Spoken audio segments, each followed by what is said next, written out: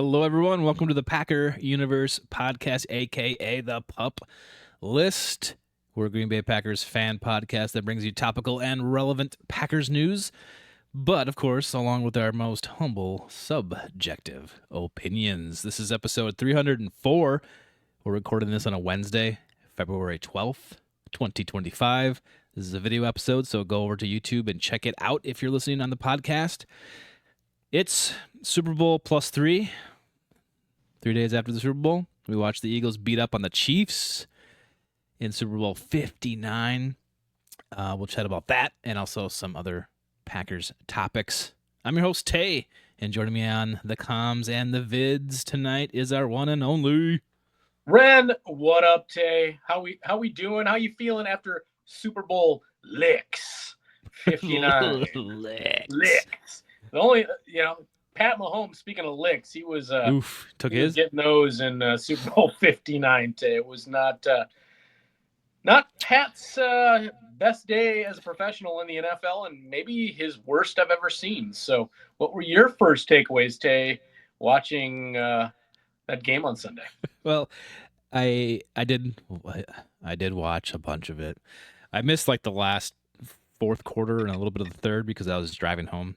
But it's Eagles. What they did was impressive. So congratulations, Eagles. They whooped up on Chiefs. They kicked our butt twice, and they were the team this year. So congratulations. You got to give it to them. Their defense played amazing. Their defensive front was just dominating. And I kind of liked that they beat up on Mahomes a little bit, knock him off his pedestal a little bit. I think, I like Mahomes. He's a great quarterback, good player. And the league needs a person like that. But it was kind of nice to see the Eagles just kind of beat up on them. And I was honestly through the third quarter, I was hoping for a shutout. I was like, we're close. Let's keep going. Like I want it. Like I don't know. That'd be kind of. I was looking forward to that.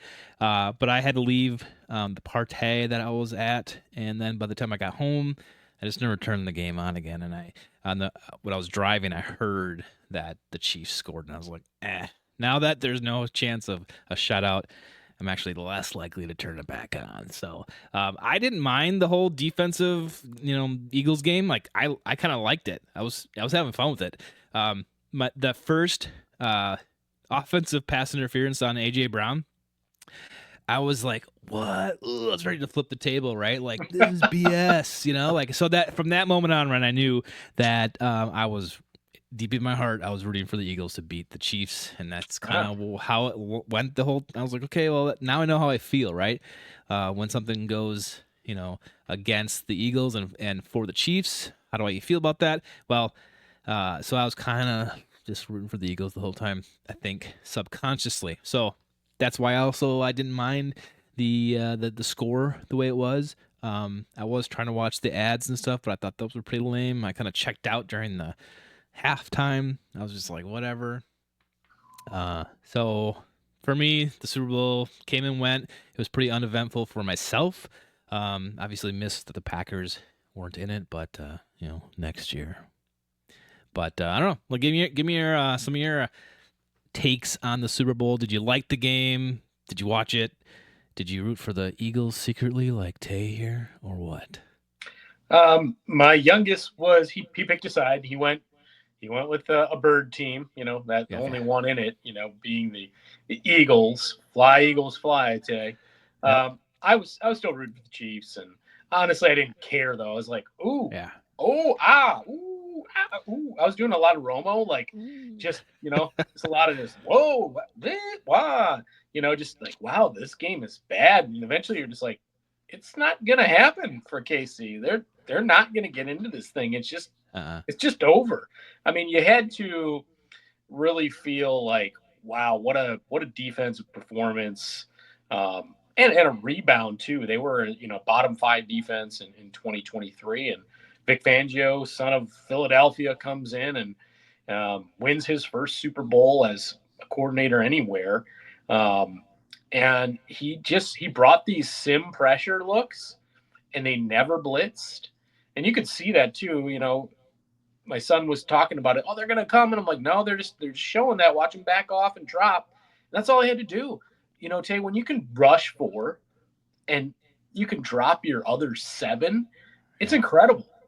And that's all they had to do. What did they sack them 6 times and Yeah. never sent a blitz? Never, not once. Yeah. That's And, nuts. and That's we crazy. we've talked about it all off season from the Packers when that ended in Philadelphia. How they just couldn't get home all year with the pass rush. This is the kind of thing in the off season the Packers need to sharpen their pencil with. They just couldn't get enough from a sack piece, from a quarterback pressure. Pressures are as good as sacks, as many will say. Um, but yeah, they need to fix that part of the football game. And here's a case where this team, the Eagles' offense is, it's okay. It's not bad when it works, but that's not what won them the game, and that's not what got them to the Super Bowl. It was the defense, youngest defense in the NFL. Quinyon Mitchell, Cooper DeJean. Obviously, Cooper has his pick six. Pat threw it right to him, so it's not like, oh, that was one of the narratives. Like, Packer universe is all sad. Could have had this guy instead of Jordan Morgan. Yeah.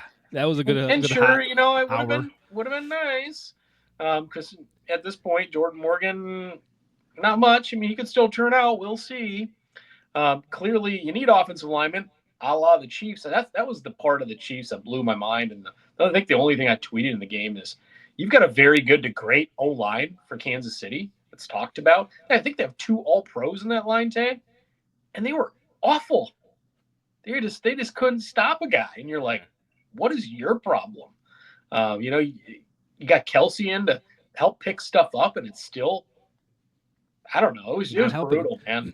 They had no I answer. like scrambling Mahomes. That was fun to watch, honestly. I liked it. He had no time to think, Tay. No. I mean, and And everybody obviously just bringing 4 and you drop 7. Everybody's covered up. Got nowhere to go to the football. So it was a defensive masterpiece by the Eagles. I'll give them that. There's not really much more to say about the game. I was standing up for most of it, cooking in the kitchen. I was making, ham and cheese sliders. I made some jambalaya because, hey, New Orleans. I got the Packers 31 Super Bowl hat on right now. So yeah, I made some jambalaya, hung out, made some wings. Tay, just tried to you watch you're a football lucky. game, and and I was just rooting for a close game. Tay, that's all I wanted because again, I don't like either team. So Yeah. No, I hear you. inevitably, I the hear Eagles won, and I'm just like, whatever. But Howie Roseman, to me, he's the best GM in the NFL at the moment. Did a heck of a job. Kind of obviously brought in Saquon, brought in Zach Bond, who turned out to be an All-Pro at linebacker. Great draft, you. Quinyon and Cooper. Just kind of remade that whole Eagles D in a heartbeat. And you got to give him credit. Sweat was great on that line last weekend. They're just good. And when Douglas came back, he wasn't even expected back. That's just a heck of a defense, and defense wins championships, and they certainly did, you know, on Sunday. Yeah. Yeah, it's crazy how the Eagles were what was it 2018 when they went with yeah, what's that guy's name? Nick The old Foles, coach Nick Foles and Doug the head Peterson, coach Doug Peterson. Doug Uh Peterson, and former backup yeah, I quarterback, know for the best job in football history behind Favre. and Marino. That's where But he was he backup. Just got to like sit there. that was an Eagles team that went to the Super Bowl and everyone's like, "Wow, crazy." And then 5 years later they went back and you're like, wow, that, and it was a completely different team.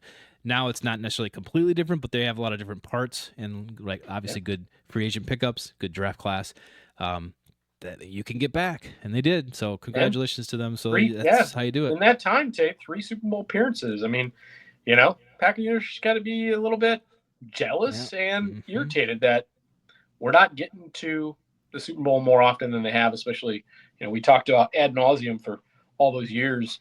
With back-to-back Hall of Fame quarterback play. It's unfortunate, but yeah, Goody said it's time to start competing for championships. He said that after the end of the season, after they played the Eagles, and had it with a 1-1 score in the second half and late in the third quarter. So they can, they're going to have the Eagles coming to Green Bay this season. Tay, the Super Bowl champs will be in town. So we'll see what they're made of when we get to next season. But yeah, I think Goody's got to you know put the money where his mouth is. It's time to start competing. Go get Miles Garrett. Go do some things, and hey, let's go get one. One last thing about the Super Bowl. and I noticed it right away. I'm sure everyone else did too. It was all over, social media. But Fox debuted their new score bug, what they call it, their the graphic that displays the score and time period, 1st and 10, and all that stuff. Did you notice that? You didn't notice that was like That's the my. biggest. You didn't care. You didn't I see it. just I just wasn't like I guess not paying that close Oh attention. my But God, Red! This was the talk of the day. Um, So you're a Scorebug fan? Is that what you're telling me, Tay? I'm just saying, like, I noticed it. I was like, what is going on with the graphics? And everyone else is like, what's going on with this graphics? Like they're debuting something new. And I was like, yeah, I don't like it. It was very rudimentary. In fact, Ren, I took the liberty of making my own version for the Oh, podcast hit me here. with it. So let me get this queued up here. We'll give a little bit of a better background. But this is basically what it looks like. I made it. I made this up. Look at that. That's how it was.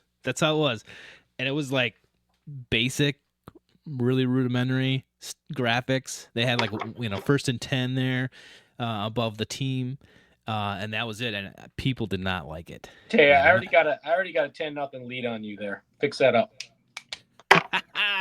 I wish I could. You have to get the magic marker and put it on your phone.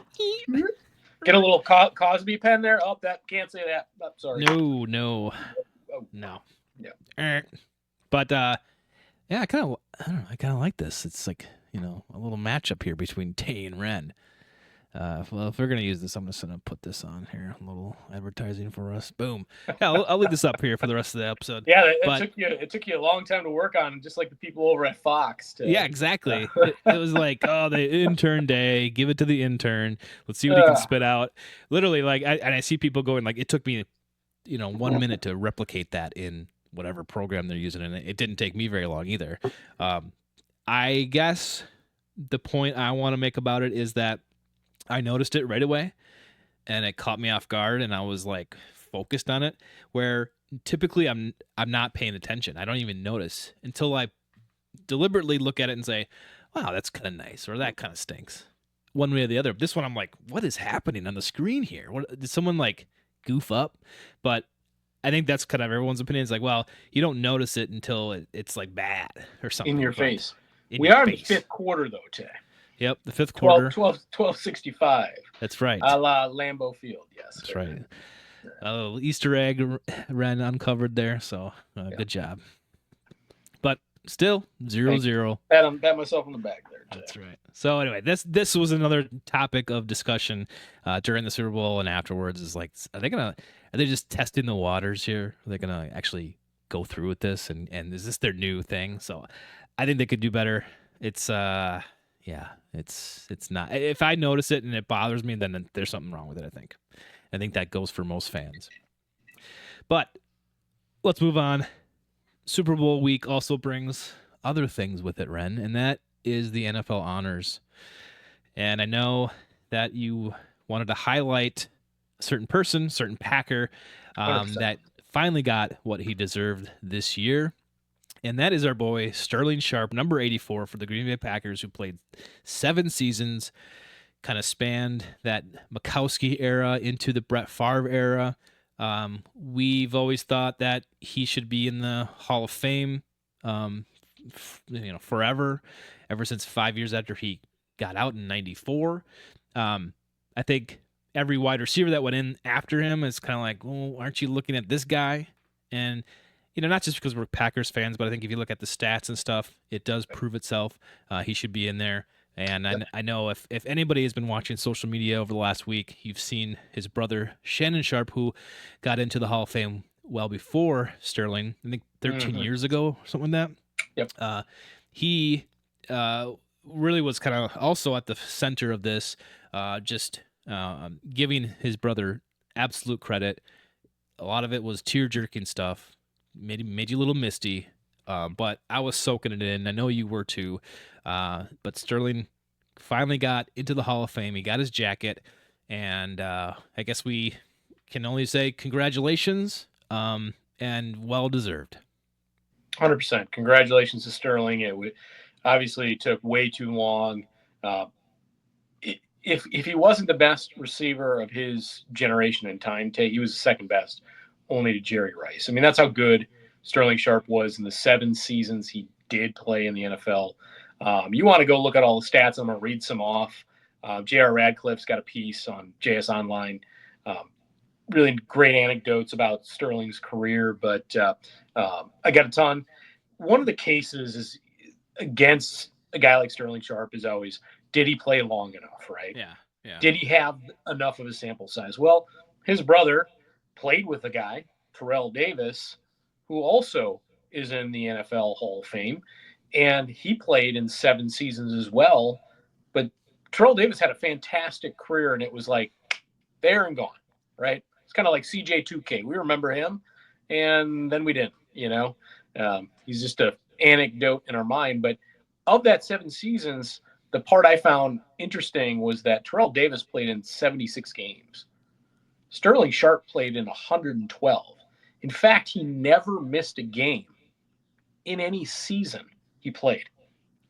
That's He did nuts in the not, 90s. yeah, in his last season in 1994, which is incredible. See if I could find that stat here. Um, his last season was big, but no, his final game in 1994, they went on to in the playoffs. That would have been 1995. His final game against the Buccaneers, he went 9 for 132 and 3 TDs. That was his final game. Unfortunately, as a result of that neck issue, he did not play in the playoffs and would no longer play in the NFL. But he was the sixth player in NFL history to record 100 catches in a season. He did that for the first time in 1992. This and in that same season, his 108 receptions set a single season NFL record at the time, passing Art Monk. He also had 1,461 yards that year and 13 touchdowns. Um, he was the first ever to do it twice. With the following season, he had 112 in 1993 today. Led the NFL 3 times in receptions. I believe the first time was with 90 some in 19, I want to say 89. Um, he led the NFL twice in touchdowns. He had 18 total in his final season, in 1994. That's pretty crazy. In his 2 playoff games the year prior, that was the 93 season into 94, he went 5 for 101 against the Lions. We remember that one where Brett Favre rolls out. He throws Yeah. across his body across the field to hit Sterling to win that game in the waning minutes in Detroit, which was fantastic. The next week where they lose to Dallas, that was part of that Dallas, perennial Super Bowl contender piece until the Packers finally got above that. But he went 6 for 128 in Dallas when the Packers lost the following week. There are 4 receivers, older guys, in the Hall of Fame, as Radcliffe points out in the article. Bobby Mitchell, Drew Pearson, Bob Hayes, and Lynn Swann, that all had that he had more receiving yards than all those guys. So he was all pro 3 times, 65 touchdowns in his career and 29 100-yard games. I mean, Sterling, had he been able to go on to play more seasons, had injury not cut his career short, he'd be not only a Hall of Famer, but he'd be mentioned still today as the best of the best of the best. And unfortunately, I think he got forgotten about only because his career was cut short. But the time he was there, I mean, he was, you know, second to none, man. I mean, you can make the argument for Rice, but nobody else in that era was better than maybe Jerry Rice than Sterling Sharpe. Yeah. I mean, and obviously Jerry Rice kept playing and he went on to play more and, rack up the scores, rack up his stats, all that stuff. Sterling didn't get to do that. So yeah, you're totally right and well deserved. I think he made it to 5 Pro Bowls, and I think back then in the in the late 80s, early 90s, Pro Bowls actually meant something at the time. That was a pretty big deal. Uh, yeah, I think it was 2003 he went into the Packers Hall of Fame. Not as such a big deal nationally, but for us it is. Um, so yeah, one of the greats for the Packers, obviously.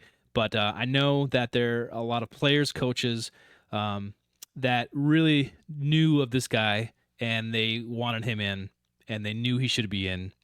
It wasn't maybe part of the public and national consciousness, throughout the last 15 years or so. But people who knew, and this was well deserved.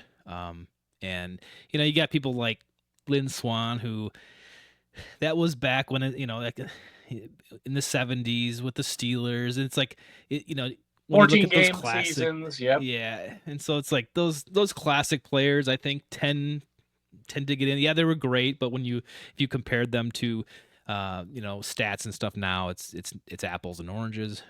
But I'm not diminishing what Lynn Swan did. He was amazing, but I think. Yeah, I felt like Sterling was on that like weird transition between, the vintage NFL and modern NFL, and he kind of just got lost because he got injured. And I'm glad to see him in. He's a very quiet, humble guy. And if you haven't seen that stuff from Shannon talking about Sterling in this past week, go do it. It's really awesome stuff, and especially because he was a Packer, and it's just means that much more, I think, to me, you, and Packer Universe, that Sterling got in, and it's definitely worth watching and paying attention to. And last thing I'll say, I love that Sterling got in. I love that Leroy Butler got in a couple years ago. These are the guys that we needed and wanted to be in the Hall of Fame that never had gotten there yet, And um, deserved it and deserved it. big time. Correct, exactly. And I'm really happy that those two went in. And honestly, I can't think of someone off the top of my head from the Packers in the past that it hasn't gotten in and really has deserved it yet. And maybe Packer Universe can correct me, message us if you think of someone like that. But honestly, like this is maybe the last of one of those guys, those type of players from the Packers that really deserve to get in and hadn't gotten in until now. So yeah, I love it, soaking Yeah, this I think stuff it's up. the last of the '90s brand, and the cool thing about Sterling, I think he took us from our tweens into our late teens, Tay, as Packer fans, our time where we actually blossomed Mm-hmm. into full-fledged, green and gold, and took that organization from, when they were just the afterthought everywhere into the beginnings of what would become, 35 years of consistent, you know, postseason, Relevancy. relevancy in the NFL that exists to this day as we do this. So it's pretty phenomenal. He's the 29th member, 29th Green Bay Packer member of the Pro Football Hall of Fame. That is only now three behind the Chicago Bears with 32. So just like everything else, we'll eventually surpass the Bears and Hall of Fame members as well, Tay, and they'll be behind us there. And I'm sure a few short years as well. We know Aaron Rodgers is coming down the pipe, and there'll be others as well. Mike Holmgren, he may get Yeah. there as well. So he did not get the nod this year, but obviously, pretty successful Hall of Fame career by his own rights as well. So not a player, but obviously likely to get in. But yeah, Sterling, just going back to the whole thing, Tay. I mean, everything I read off that, again, you can go find that article at the Journal Sentinel, jsonline.com, and read through, what a great Hall of Fame career he really did have. That I think, again, a lot of Packer fans nowadays have no idea who the man even was. Yeah, that's And true. Yeah. he bridged those two different eras of the Green Bay Packers. He Yeah. bridged them together, and it's pretty great. So yeah, Super Bowl's over. It's everyone kind of faces the new season here, and the Packers do too. We kind of got some of this before the Super Bowl happened, where the Packers are everyone wants to know what they're gonna do, and their anticipation for what they should do really amps up. So you get all this speculation we talked about last week. Myles Garrett, some of these free agents that want out, or the team wants to trade them. Blah blah blah. There's all this stuff that's going to just keep ramping up until something happens with it. But I guess my kind of question to you is like, obviously Brian Gutekunst needs to do something this offseason to better the team, and they have some decisions to make, like with Alexander. And I think we recapped it briefly where the 2025 agents, this year's free agents, aren't as important, I guess, in quotes, as 2026 are. So, Mhm. you know, how do you help this team? I guess, and I guess that's a kind of a rhetorical question to everyone out there, but you too, is like, what do you think Brian needs to do? Does he need to get one big free agent? Does he need to really hit a home run with the draft? Like, there are some things that aren't just gonna that won't happen with the Packers. They're not gonna get every free agent that comes out there. They're not gonna hit home runs on all the draft classes, but there's still some things that you want to see the Packers to do this season that need to happen to kind of turn the corner, because that's where we're at. We almost, I feel like we're in, third gear, and we need to shift to fourth, and it's like, how do we do that? We're right there, it seems like. And so I guess I want, with all this talk about free agency and guys like Myles Garrett and Devonte Adams. Like, what would you be happy with? Like, what do you think he needs to do, this year to kind of make that gear shift, right? To get to compete for championships, like Goody said. Obviously, we've already kind of started with that. We know the cornerback room is in need of almost a full rebuild overhaul, just like they did the safeties last year, Tay. And we know there's an issue with pressure, and we know they could certainly, even my guy Josh Jacobs here, he doubled down on it, still sticking with his statements, which I like, because not only was he prone to the Packers, but he really wants a voice as a leader in that locker room. I think that's what he was doing down in New Orleans, but that's neither here nor Mm-hmm. there. But going to back to the cornerback room, the edge rushers, and obviously, getting a veteran wide receiver, I would get that cornerback room rebuilt, and let's get some edge pressure, man. They need to fix that. Those would be my first two priorities. We just saw it 3 short days ago where the Philadelphia Eagles, it was all about defense, and that Mm-hmm. defense got them a Super Bowl win. And the Packers need to continue to build on what half started this past season. And I think that if they don't do anything with the offense, I think they have enough there to compete. In a lot of the offensive metrics this year, they were still a top 5 offense day.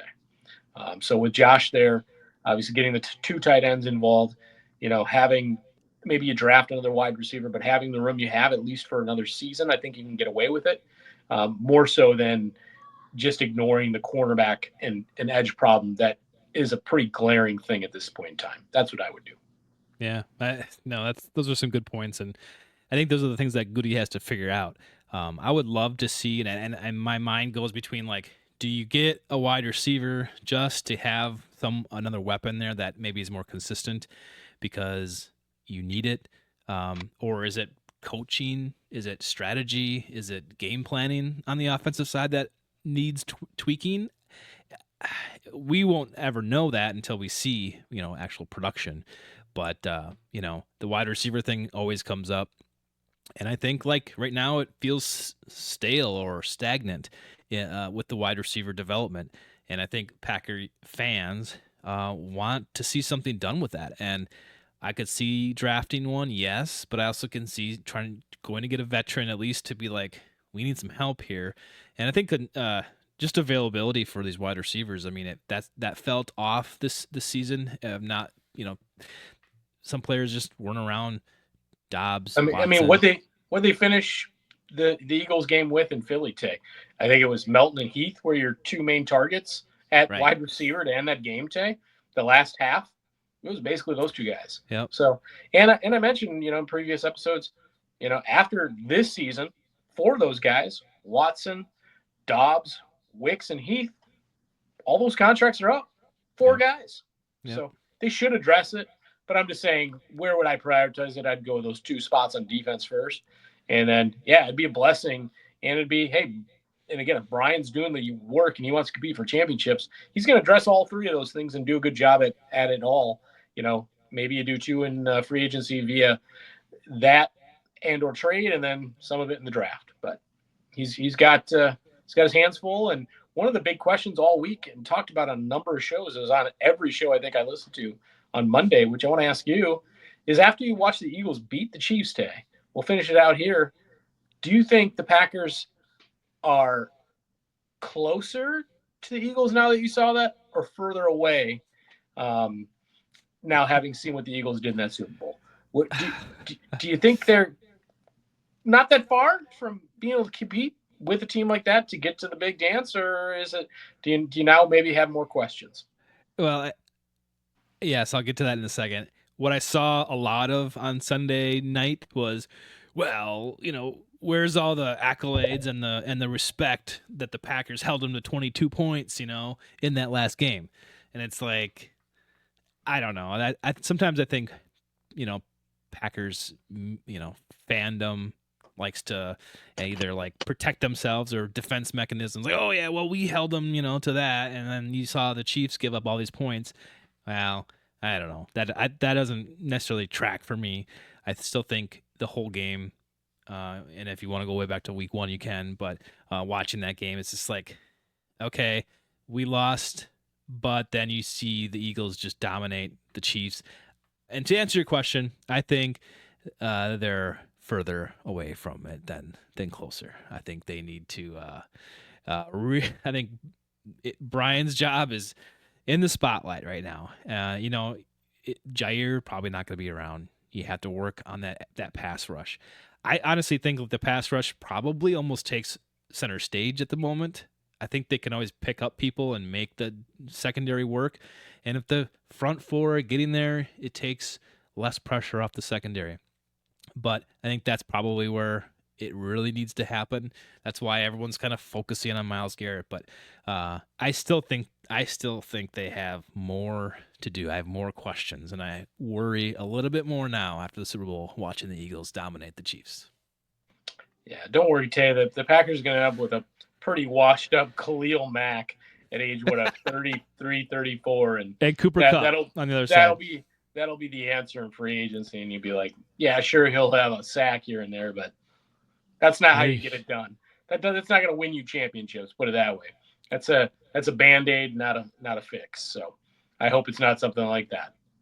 All right. Yeah. I'm a little more worried, I think, than most people out there in Packer universe. I'm just a little bit like, what do you do here? I feel like we've plateaued, and it's something needs to happen to get this up. Is that coaching? Is that game plan?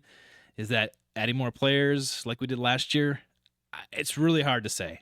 And they hit it out of the ballpark with the two ads, Tay. Yeah, they did. They really did. You just hope that happens again, and those two free agents go to the Pro Bowl again. And so not even you get four Pro Bowl appearances on the Packers, but yeah, I think I'm not there yet questioning Brian's draft and develop scheme here. I think you always have to do that to a degree. That's the Packers' MO. They're going to do that forever. But it's like acquiring guys. You saw Philadelphia do it in the offseason.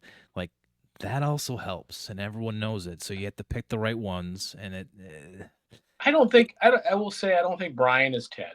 He has proven in the past. I mean, he went out, had that big spending year to push Aaron and the Packers, into championship games, and they maybe should have won a Super Bowl, when he went and got the Smith brothers and he brought in Billy Turner and Adrian Amos, and he did some nice work last year bringing in two key additions. Obviously, there's some years where just, hey, they didn't have the money, man.